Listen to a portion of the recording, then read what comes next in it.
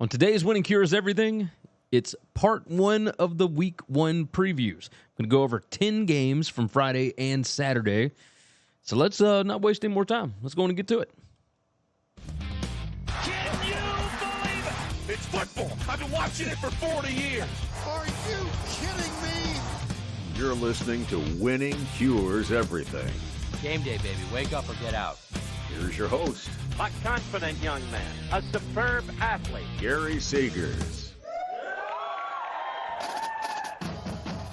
Welcome in. Winning Cures Everything. I'm your host, Gary Seegers. Of course, you can follow me on social media, TikTok, Instagram, at GaryWCE, Twitter. Still waiting on a response from old Elon and the powers that be in the Bay Area.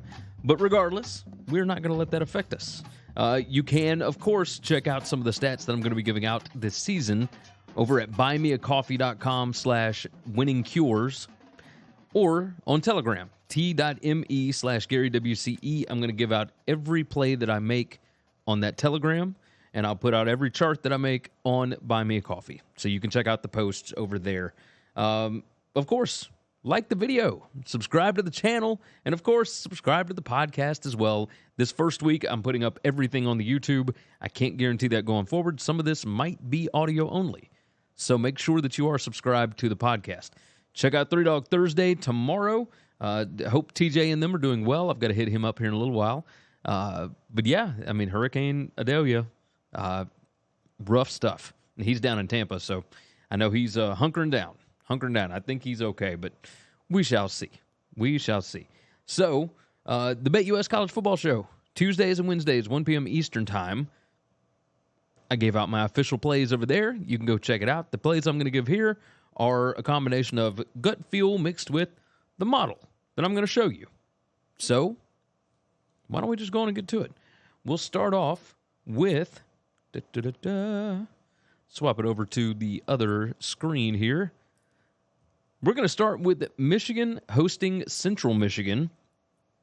This one is on Friday, 6 p.m. Central Time on FS1. Michigan State, the best number that you can get out there right now. Michigan State favored by 13.5. Look, there is a massive talent discrepancy. When you see overall 247 talent on that screen, that's average star rating for those players. Michigan State, number 22. Central Michigan, number 114. This looks like a mismatch to me. I know that Michigan State doesn't have a ton of returning production, but neither does Central Michigan. This doesn't really even look close to me. I'm curious what Central Michigan is going to look like on offense. You know, they've got that the quarterback, and I forget his name. I should have written it down. But the kid can run. I just don't know that he's going to be super effective against a pretty quick Michigan State defense. We got to see whether or not he can pass. So I will take all that talent with Michigan State. I like them by 25 points. Look, I know that my numbers may be crazy early in the season, but, I mean, last week I had Notre Dame by 36 over Navy, and that line was 20, and I thought maybe I'd done something wrong. My numbers were 6-1 against the closing lines last week. I'm going to roll with it here. So give me Michigan State on this one. All right, now we will move ahead, and let's see what we got here. We're going to write our times down, of course. Miami of Ohio heads to Coral Gables, or wherever Miami, Florida is playing right now. Hard Rock Stadium is where they're going. This is another one where the line doesn't make a whole lot of sense to me. You look at that overall 247 team talent, like I'm all in on. I see that my spreadsheet did not work for the coaches there on Miami, but I can go ahead and tell you it's Mario Cristobal. Tyler Van Dyke is fine, by the way. Everything's going to be good for him. But Mario Cristobal is your head coach. He's in his second year there. Your offensive coordinator, Shannon Dawson, of course, came over from Houston. It's his first year. And defensive coordinator is Lance Guidry. That's going to be his first year on this. Look, the explosive margin was terrible last year. I think the offensive line is going to be significantly improved with the transfer guys that they brought in, the freshmen that they brought in the recruiting class. I think that the passing problems that they had last year for Tyler Van Dyke to go along with the injuries. I don't think he's going to be running for his life this year. I don't think he's going to be pressured as much. That's going to open things up for him. They have got talent. And then on defense, Guidry is aggressive. And Brett Gabbert thinks that he's seen good defenses in his days at Miami of Ohio. Look, I like Chuck Martin's defense. I've never liked their offense. I do expect their offense to be better now that Gabbert is back. But again, I've got Miami, Florida, minus 25 here, 25.5. And this line's only 16.5. That's a disaster. Give me the Hurricanes.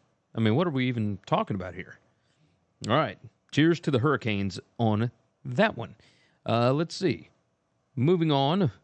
These are quick previews, of course, but I certainly appreciate all of you for tuning in. Again, like the video for me. Subscribe to the channel. Like I said, we're going to make it quick. Make it quick today. All right. We got another Friday night game. This one Friday, 10 p.m. Central Time on the CBS Sports Network, and Stanford heads to Hawaii. And and I've already got the wrong thing up here. All right, so Stanford, I didn't like the number very much when Stanford was favored by 10. However, Hawaii goes out to Vanderbilt. They've got an 80% post-game win expectancy, but they lost the game. Now, everybody thinks Hawaii played so well, etc. They did. They did good things. The offense was moving the ball. I know Stanford and Vandy, similar teams right here, but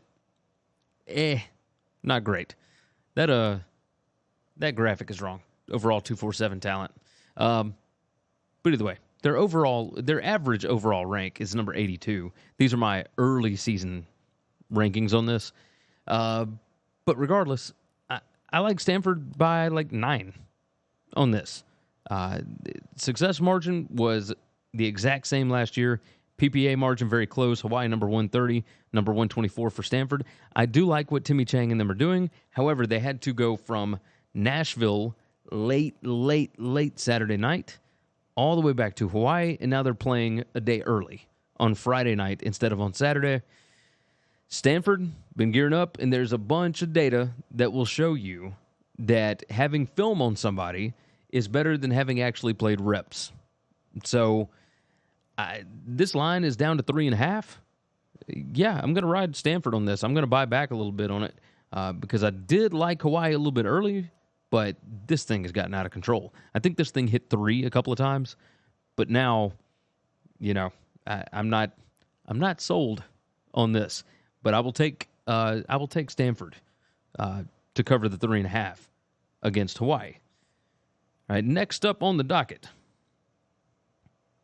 East Carolina heads to Michigan, and Michigan, without their offensive coordinator, they are without their head coach, Jim Harbaugh. Both have been suspended for the first game. Apparently, it doesn't matter because Michigan is favored by 36 in this spot. And I got to tell you, I think it might be a bit too much. My number on this is Michigan minus 34.5 or 34.6. This one's Saturday, 11 a.m. Central Time on Peacock. So just so you've got that. Look, I think Michigan's going to be awesome. Like, I really do. However, I like Mike Houston. I know that he's got a bunch of new guys. They are dead last in adjusted returning production coming back this year. But he knows how to coach them up. He absolutely knows that. Michigan, on the other hand, who knows what to expect without the coach or the OC. Now, this is a situation, Parker brought it up on the BetUS show, where you could see J.J. McCarthy come out and throw for like 6 touchdowns and just they have fun while the coach is away, right? Maybe that's possible. But I got a little bit of trust in Mike Houston. I think he can, keep this game close. They'll run the ball. Michigan's going to run the ball. The clock's going to move a little bit faster. I think I will take East Carolina plus the 36, according to the number here. I don't feel great about it, but I do trust Mike Houston. So, next one on the board, Tennessee and Virginia. They play Saturday, 11 a.m. on ABC. This one is in Nashville, and the best number that you can get right now is, at least for the way that I'm going, is Tennessee minus 28. Because, no, it may not make a whole lot of sense, especially when you found out that their leading pass rusher, Virginia's leading pass rusher, Bennett, I believe his name was, he is going to be out for this game. He's got an injury, or a knee injury. So he's going to be out for this one. Radzinski's defense, I think, is going to be able to slow down. And if you're not completely bought in on the Joe Milton hype, then this makes sense, right? But there's a lot of people that are bought in completely on it. I don't see any reason why Tennessee would run this thing up. However, I don't really know how Virginia is going to score here, but I do kind of trust their defense. So without knowing what to expect from Virginia's offense, I'm still going to take Virginia. It feels like 28 points might just be too much. Now, of course, watch Hype will come out and win this game 55-10 or whatever, but I'll take Virginia plus 28, especially when my number says that it should be closer to like 24 and a half. It seems to make sense to me to take Virginia on this one. So I do like Tennessee. I like what they got this year. And man, if Milton hits, the hype is going to be absolutely insane. It got insane through the offseason anyway. But I'll take Virginia plus 28. There's been some buyback here. There's a lot of 27.5s out there. But if you like Virginia, the best you can do is 28 on this one. On the board, we have got Ball State headed to Kentucky. Now, Kentucky favored by 25.5 here. At least that's the best number that I can find out there. Of course, you can search over at Spank Odds and everything else. Saturday, 11 a.m. on the SEC Network. And we'll pull it on the board. I know that Kentucky is starting Devin Leary for the first time. Transfer quarterback from NC State. They've got Liam Cohen back as their offensive coordinator. I know that they don't normally beat the brakes off of people, but they have covered a lot of non-conference games. And while this line sits at 25.5, I've actually got it over 30. And so I like what they've got on offense right now. I think you'll see some good things out of this offense, and especially with that offensive line.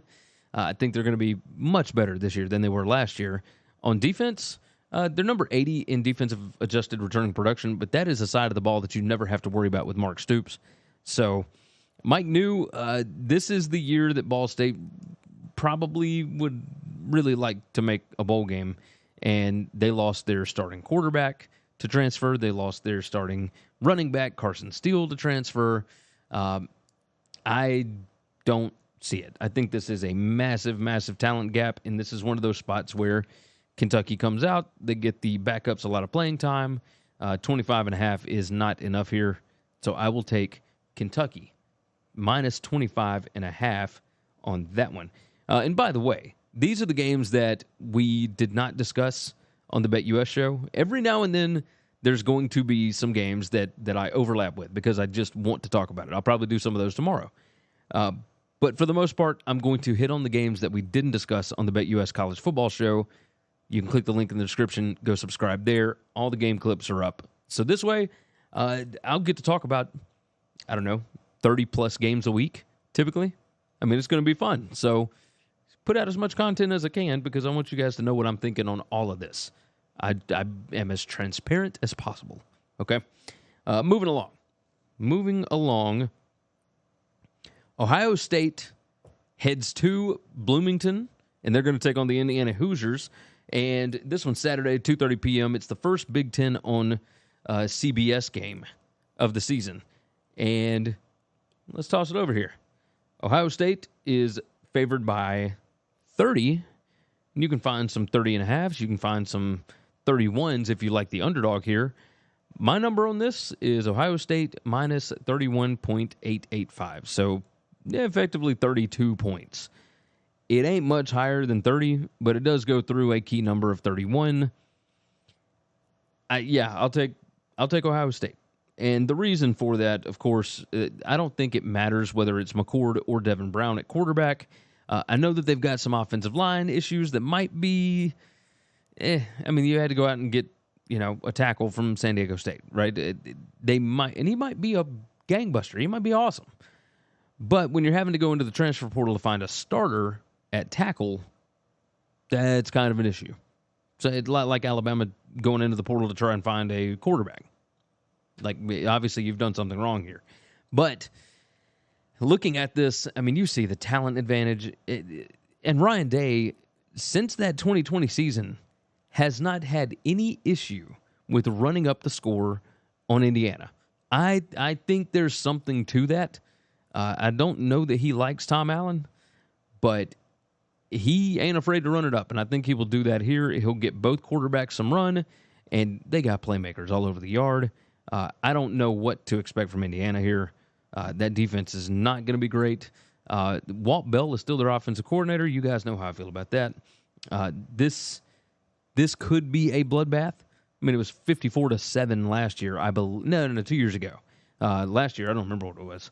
But either way, you're going to see everybody get to touch the ball for Ohio State, and they'll put a whooping on them. So I've got it about 32. I think it could be much, much worse than that.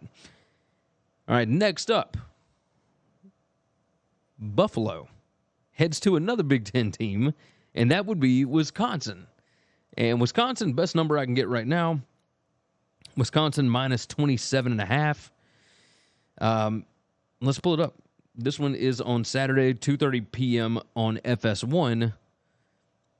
At 2:30 p.m. Central Time on FS1. Again, overall 247 talent. Look, this one's a little tricky because the number has gotten so big. The best number I can find right now, if you want to take Wisconsin, is 27.5. And I'm going to do that because I've got Wisconsin favored by over 30. I am not sold on Mo Lingus, especially after what happened at the end of last season. Which Buffalo team is going to show up? They have a lot of talent for a MAC team, but not for a Big Ten team. You got a lot of returning production here. You got Phil Longo coming in. This is going to be a fun situation for Wisconsin because, I mean, they are going to run. They are going to pass. I like Tanner Mordecai here. Buffalo is interesting, but I'm not sold on DJ Mangus as the OC. I just want to see what this team ends up looking like because, I mean, they barely made a bowl game last year. They did win the bowl game. What version of this team is going to show up? And I guess you could say the same thing with Wisconsin, but it appears that they're going to be going a lot faster. I think they're going to put up a lot of points. I don't think they're going to take their foot off the gas. So I will take Wisconsin. I mean, the talent advantage for Wisconsin is just mind-blowing. And I know I'm going with a lot of favorites this week. I don't remember a week one where my numbers were so heavily skewed towards the favorites. But wow. I mean, it's really nuts. We got two more that we're going to discuss. And I promise you, once we get more data on these teams, I will have a much more thorough preview. But as of right now, look, I know how this works. You guys just want to know who wins. You want to know who covers, all that. I'm just going to show you my numbers. I don't know that I necessarily agree with them all the time, but I like them right now. I mean, they did me okay in week 0. We'll see if that holds up in week number 1. All right, next up, we have got USF, South Florida, headed to Western Kentucky. This one's 2:30 p.m. on CBS Sports Network on Saturday, of course. And we'll pull it up on the screen here. USF plus 12 is the best number that I can find out here. Western Kentucky fans have been all over me because I predicted that South Florida would go in there and win this game. Now, might have gotten a little bit ahead of myself because obviously, Austin Reed coming back. They still got weapons. Corley is coming back at wide receiver. Tyson Helton is a fantastic coach. But I like Alex Golesh, and I like the talent that he's assembled down there. Jerry Bohannon starting at quarterback, if I'm not mistaken. I don't know that he's actually named him the starter, but it would be hard to see anybody else taking that job. They were bad last year. I think this offense is going to be improved. They have got speed. They have got talent. I think you're going to see a lot of interesting things coming from South Florida this year.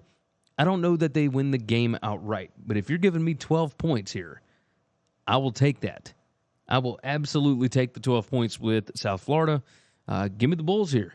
I mean, I like what I'm hearing out of camp with Alex Golesh. I like what I'm hearing with the Bulls, so give me South Florida in this spot. So, all right. Moving along, last one that we're going to hit on today, and we are going to talk about Cal and North Texas. This is a strange one. I've seen this line going all over the place. Heard some not great things about the quarterback play with Cal, but I will admit freely on this podcast that I am a Sam Jackson believer. So, especially with Jake Spavital, I think they're going to be just fine. I think he's going to make some plays. He's going back home, down to Texas, going to Denton, of course, at North Texas, Saturday, 3 p.m. on ESPNU, by the way, but we'll pull it up on the screen.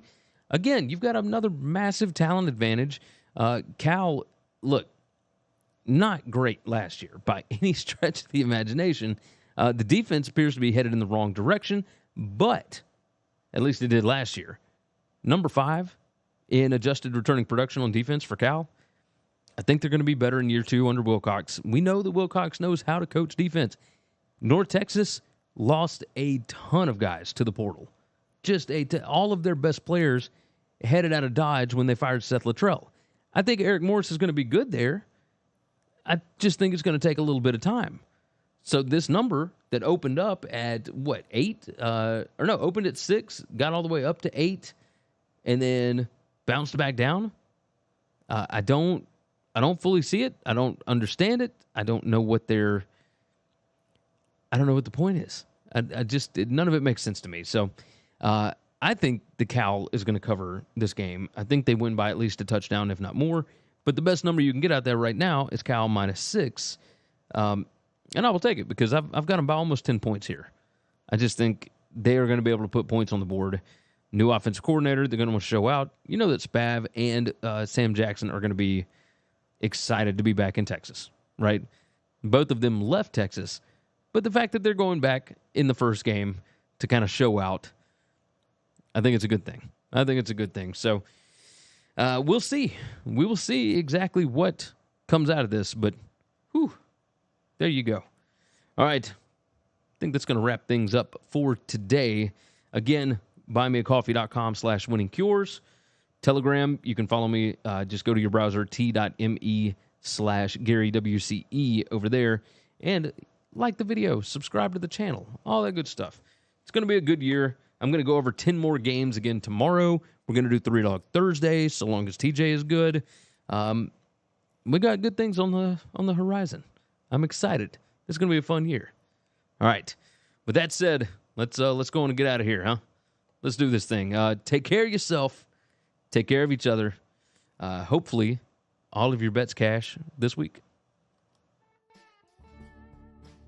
Thanks for listening to Winning Cures Everything. Make sure and follow me on Twitter @GaryWCE. If you want to toss in a question, you can email me, Gary@winningcureseverything.com. Make sure and hit that subscribe button, and we'll see you next time.